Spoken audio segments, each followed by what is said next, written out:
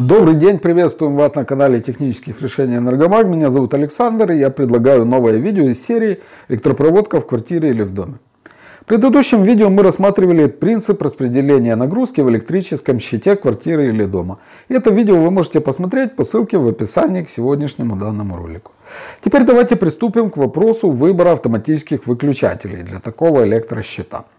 В этом видео мы рассмотрим, как рассчитать полную характеристику автомата и его номинальный ток. Итак, как мы говорили в предыдущем видео, электропроводка в квартире или в доме разделена на группы. Групповая линия – это электрическая сеть, питающая несколько однотипных потребителей, имеющая общий аппарат защиты. Другими словами, это несколько потребителей, подключенных параллельно к питающему кабелю от электрощита. И для этих потребителей установлен общий автоматический выключатель. К примеру, группа розеток в одной из комнат квартиры.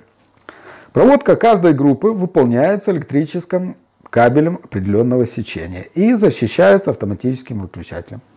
Для расчета номинального тока автомата необходимо знать максимальный рабочий ток линии, который допускается для ее нормальной и безопасной работы.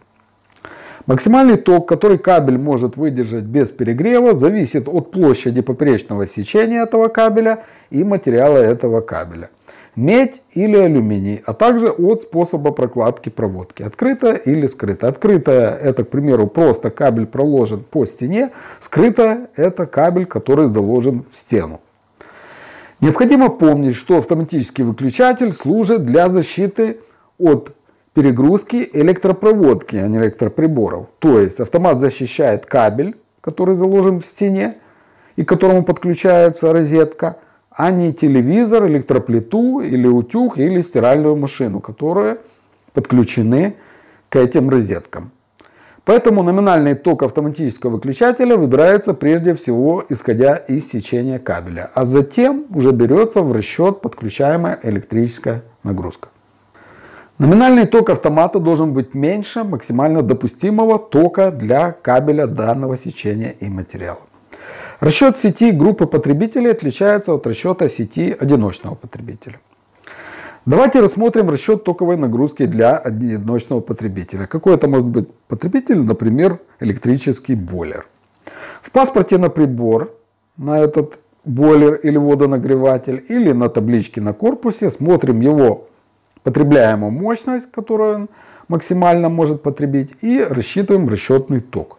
Ток отдельного потребителя для однофазной сети рассчитываем по вот этой вот формуле. То есть расчетный ток будет равен номинальному току автомата, который мы определяем, и будет определяться как отношение мощности прибора, то есть нашего бойлера, который мы смотрим на табличке либо в паспорте, делим его на номинальное напряжение сети. В нашем случае однофазной сети это будет 220 вольт и умноженное на косинус φ, где косинус φ это номинальный коэффициент мощности. Ток в формуле получаем в амперах. То есть мы получим тот ток, на основании которого мы выберем автоматический выключатель в электрический щит. Для трехфазной сети формула будет немного другая. Здесь мы видим знаменателя корень из 3 появляется, поскольку сеть трехфазная.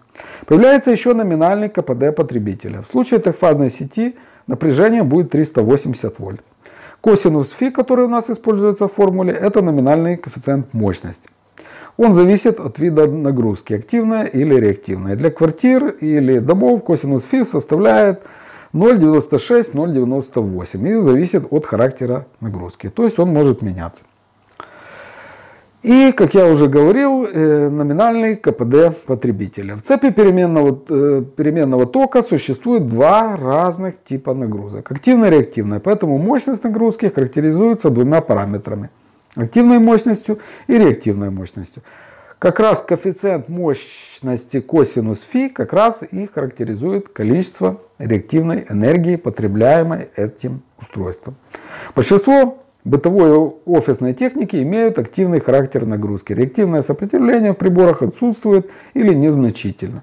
Для таких потребителей косинус φ равен единице. А такие приборы, как холодильники, кондиционеры, электродвигатели, например, погружной насос или двигатель станка, люминесцентные лампы и еще другие потребители, помимо активной составляющей, имеют также и реактивную. Поэтому для них необходимо учитывать косинус φ. Здесь мы его в формулах и видим. То есть, еще раз повторяем, для однофазной сети ток рассчитывается по вот этой формуле для отдельного потребителя. В случае трифазной сети номинальным напряжением 380 вольт рассчитываем номинальный ток автоматического выключателя по вот этой формуле, которая ниже. Токовая нагрузка для группы потребителей рассчитывается по-другому. Вначале определяем мощность нагрузки.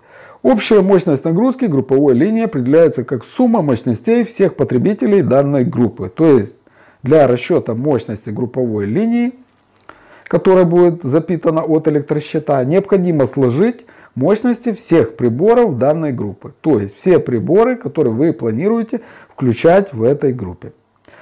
Как это сделать? Берем лист бумаги и выписываем все приборы, которые мы планируем подключать к этой группе. То есть к этому проводу, который у нас подключается к автоматическому выключателю. Это, например, телевизор, CD-проигрыватель, настольная лампа и так далее. В этой формуле также мы видим, участвует коэффициент спроса. Что это такое? Он определяет вероятность одновременного включения всех потребителей в группе в течение длительного промежутка времени. То есть, если все приборы группы работают одновременно, то коэффициент спроса равен единице. Но на практике, понятно, обычно все приборы одновременно не включаются. И в общих расчетах для жилых помещений коэффициент спроса принимается в зависимости от количества потребителей. Коэффициенты вы видите в таблице на экране. Мощности потребителей вы можете найти на табличках электроприборов, в паспортах к бытовым приборам. При отсутствии данных можно посмотреть мощности на похожие приборы в интернете. Далее по расчетной мощности определяем полную расчетную мощность. Она определяется как отношение расчетной активной мощности, деленной на коэффициент мощности косинус φ. Как я уже говорил, для жилых квартир и домов косинус φ составляет от 0,96 до 0,98. Если используется только активная нагрузка, что это может быть лампы накаливания, обогреватели, то косинус φ равен единице. Далее определяем расчетный ток нагрузки для группы потребителей. В случае однофазной сети расчетный ток определяется как отношение полной мощности к номинальному напряжению однофазной сети 220 вольт. Для трехфазной сети расчетный ток определяется как отношение полной мощности и корня из трех номинального напряжения в трехфазной сети 380 вольт. Результат ток мы получаем в амперах. После определения расчетного тока выбираем номинал автоматического выключателя. Для внутреннего электроснабжения жилых квартир и домов в основном применяют модульные автоматические выключатели.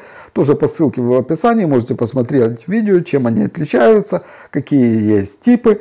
Номинальный ток автомата выбираем равным расчетному току, который мы получили из формул, или ближайший больший из стандартного ряда номинальных автоматов. Для бытовых потребителей это ряд 6 ампер, 10 ампер, 16 ампер, 25 ампер, 32 ампера, 40 ампер, 50 ампер, 63 ампер. То есть ближайший. Получили, например, расчетный ток 8 ампер, выбираем автоматический выключатель 10 ампер. Получили 23 ампера, выбираем 25. Получили 31, выбираем 32. Здесь важно не ошибиться. Если выбрать автоматический выключатель меньшего номинала, чем необходимо, то возможно его срабатывание при полной нагрузке в линии.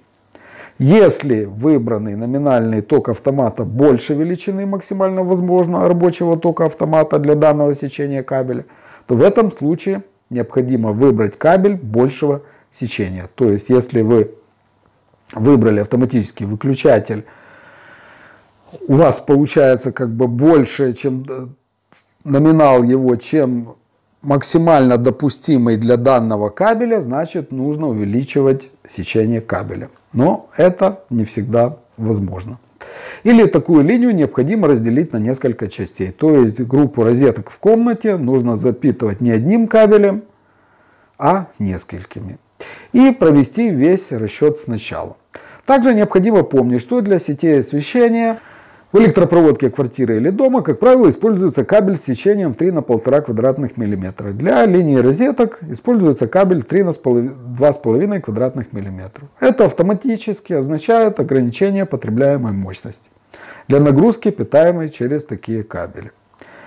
Также это означает, что в линиях освещения не могут применяться автоматы с номинальным током более 10 ампер, чтобы кабель освещения не перегружался. А в розеточных линиях или в линиях кабельных, которые запитывают розетки, автомат должен установлен быть в электрощите не более 16 ампер, для того, чтобы эта электропроводка служила долго и надежно.